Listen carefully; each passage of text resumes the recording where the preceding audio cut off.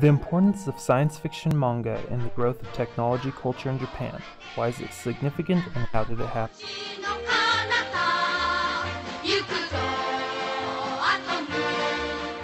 There exists no doubt as to how technologically competent the Japanese nation is today.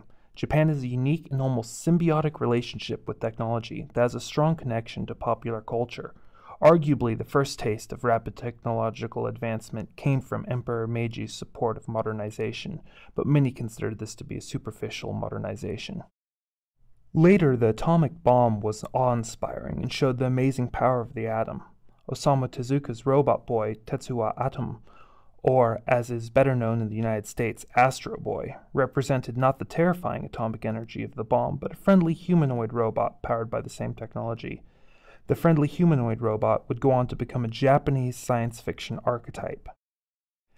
This revolutionary character design was not created in a novel or movie, but in a simple comic, or more specifically, manga.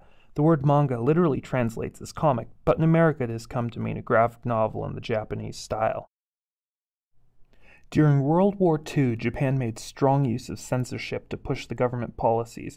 After the war, the censorship remained, but was enforced by Americans and their allies. Science fiction was one of the genres that was only lightly censored and flourished during the occupation. The lax censorship of science fiction allowed both social commentary and helped to encourage an awe of technology in a more benign direction. Because of the relative isolation in Japan regarding Western comics, the art form developed into a true medium for the general public, much like movies. The impact of comics or manga cannot be underestimated, although this art form is far removed from both fine art, both paintings and literature. It represents an iconic form that we more readily identify with. This is essential to understand when looking at its impact on society. Often specific questions about society's ties to science and manga cannot be adequately answered without conjecture, but one aspect of Japan's tech culture that distinctly separates it from the rest of the world is its preoccupation with robotics. The preoccupation with robots in Japan can be followed through popular culture, starting with Astro Boy. This character led the way for a myriad of robots, each one its own stamp on Japan's popular culture. The remote-controlled robot, Tetsujin 28, more widely known in the US as Gigantor, was a change from Osamu's Astro Boy. This hulking metal man created by Mitsuteri Yokoyama represented a new archetypal robot, one remotely controlled by man.